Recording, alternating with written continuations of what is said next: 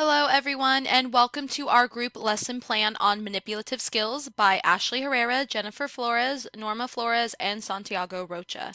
We are going to be covering third grade manipulative skills. Over here to the left, we have our standards. We're going to be including standards 1.7, 1.10, and 2.2 for third grade. 1.7 reads catch while traveling an object thrown by a stationary partner. 1.10 is throw and catch an object with the partner while increasing your distance. And then 2.2, explain and demonstrate the correct hand position when catching a ball above the head, below the waist, near the middle of the body, and away from the body, etc. Over here to our right, we have our lesson objective. Third grade students will be able to demonstrate a balanced athletic position, adjust hand positions to match the height of the ball, catch the ball while traveling, and throw and catch a ball with a partner while increasing the distance with 85% accuracy. Below we have our accommodations. Create fair and balanced teams, decrease the size of zones, decrease the distance between zones, use a larger ball, and etc. So those are our accommodations that we will have for our students. Next, we're going to be looking over the equipment we're going to be using for our future activities. We are going to need 6 gym mats per team. We're going to need 4 cones per team, handballs in various sizes, rubric with pencil, and a whistle. Next, we're going to be going over our introduction. So how we are going to grab students' attention. We are going to begin by telling them that they have been given an important quest. So the instructor tells the students that they have been given an important quest to protect a castle. The instructor explains that they will be divided into teams and that they will have to protect their castle from the cannonballs that will be flying over the castle's walls by catching them. And of course, the cannonballs are the handball balls that we had previously discussed on our equipment slide. So kind of get them excited and know that they have a quest, they have a mission, and that this is a job that they're going to be doing in their upcoming activities. So it's kind of their attention grabber and how we're going to get them excited for what's to come. Now, of course, it's very important when you are leaving class and coming back from class that your classroom management and that structure continues even while you're not physically inside the classroom. So while we leave class, this is what the instructor will tell the students, and this is what we expect back. The instructor will lead students to their previously assigned numbers in a single file line. The single file line will create a sense of order and have students follow directions. And we need to make sure everyone can clearly hear us, see us, or paying attention. That way they know exactly what is expected of them during this time. So for our location for our activity, we can do either inside or outside. So our first choice, of course, would be outside on a large field. This ensures that students have enough space to spread out and not get in the way of each other. This also allows for enough space for the manipulative games that will be occurring at the same time. Our second choice would be in a large gym. So if the activity must be relocated, a large gym will provide enough space. There may not be enough space for the number of games that we originally planned, so the teams may need to be combined. So of course our first choice is going to be outside, but it can be modified if we had to go inside to a gym. Next, we are going to be going over our warm-up exercises. We're going to be having students do a series of warm-ups, including side stretches, stand with feet spread apart, and reach with one arm up and over. They're going to be doing warm-up lunges, place one foot in front, approximately 2 to 3 feet apart, and lunge forward, straightening the back leg, and repeat once you switch legs. We're going to be doing arm circles, pike stretch, and jumping jacks, approximately 20. And these are just the warm-up exercises that we're going to have for students. Next, we're going to focus on assembling the students. So how are we going to get them in order where they need to be? Depending on the class size, students will line up in rows for warm-up and demonstrate and wait for the instruction. Students will warm up and with some easy aerobic activities that will gradually elevate the heart rate. The activities will be simple and move major joints, the neck, shoulders, trunk, hip, knee, and ankle through their range of motion. Next, we have our script and introducing practice on the field. So whenever really introducing the practice on the field to students, we want to make sure that we're happy, we're upbeat, and we're speaking in a tone that grabs their attention, that they know that this is a time for listening, but also this is a time to look forward to the upcoming activities we have. So we can demonstrate as followed. Hello class. Now that our bodies are ready to protect our castles, we need to practice before going into battle. So I need from you guys is to pair up with another student, get a ball from the container, and find an area. You will practice throwing and catching the ball to and from each other. You then will increase your distance from each other as you get better. Give your partner feedback and assistance, of course, while always being kind to one another, and I will be walking around observing and helping. So that's just kind of like our introduction, how we're going to get students' attention, introduce them to the following activities, etc.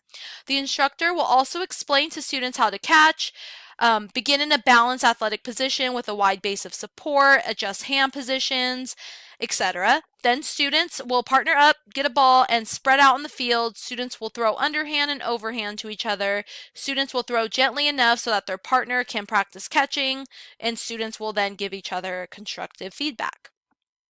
Students can practice catching using the following variations: catching one-handed, catching two-handed, catching with non-dominant hand, letting the ball bounce before catching, tossing the ball to different heights. And this is also that is more information that we will be giving to them throughout the activity. Next, we have our demonstration. Now, this demonstration video goes perfectly for kind of what we want the kids to be imagining in their head while doing this activity. So this would actually be a really great video to even show them prior to going outside. So we'll play a quick clip of this.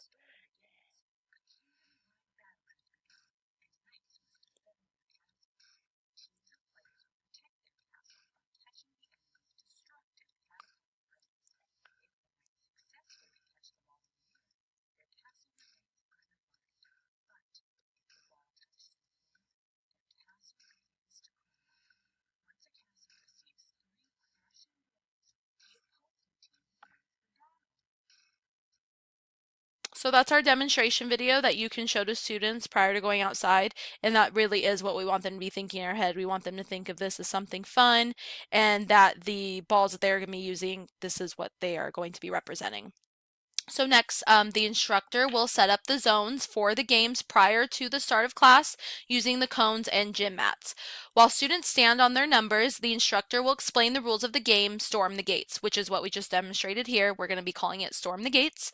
Students will be split into instructor-formed teams of 4, and teams will be paired with another team. Instructor will instruct students which zone they will be playing at. Some of the zones will be different distances from each other to accommodate the various skill levels of the students. So we don't want to have them too close. That way, we don't want anyone to get hurt. So make sure they all have a fair amount of distance from them. Next, we are going to be going into our independent practice. Students will be split into instructor-formed teams of 4. Students will be paired with another team. 4 cones will make the team's castle zone. Within each of the zones, stand the gym mats at the front of their rectangle, which represents the castle walls. So right here, this rectangle is going to represent their walls. Each team must remain in their own zone behind their mats. So these right here are going to be representing the mats, and the students on the team they cannot cross the mats. They have to stay behind them. One team will throw a ball underhand over to the other teammates in an attempt to hit the floor on their side. If the ball hits the ground, the throwing team receives a point. If the ball is thrown outside of the receiving team's zone, then the receiving team receives a point.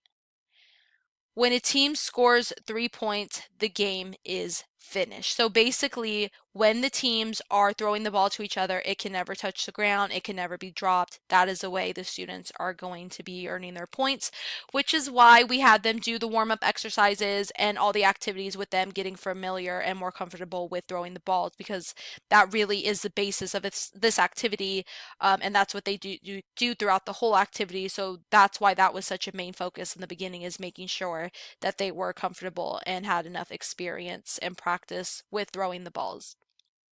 So next, when class is over or returning to class, the instructor will blow the whistle 3 times to signal students to freeze. Instructor will then blow the whistle with one long tweet to signal to the students that it is time to clean up.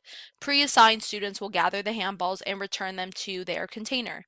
Students will return to their numbers, as if you remember in the beginning when students first started out, they all had an assigned number that they went to. So even after the activity is done, students will return to their assigned numbers. The instructor will demonstrate cool down exercises while students do the same.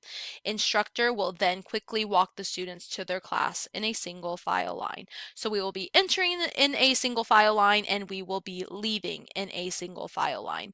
And then these right here are just the cool down exercises that we're going to be doing for the kids after their activity is finished. We're going to be doing some neck stretches for about 20 seconds, a cross arm stretch, shoulder shrugs, and walk slowly for about 5 minutes just to get them cooled down and kind of decompressed after that physical active activity. So the fundamentals of catching manipulatives, we do our warm up for 10 minutes, 10 minutes of explaining the activity, 30 minutes of demonstrating the fundamentals of catching manipulatives, 30 minutes of protect the castle game, and 15 minutes of the cool down. So right here is the time frame that you will need to complete this activity. And lastly, right here, we just have our sources of which we got our information from for our presentation. So we hope you all enjoyed. Thank you guys very much for watching our presentation, and we look forward to watching yours as well. Thank you guys.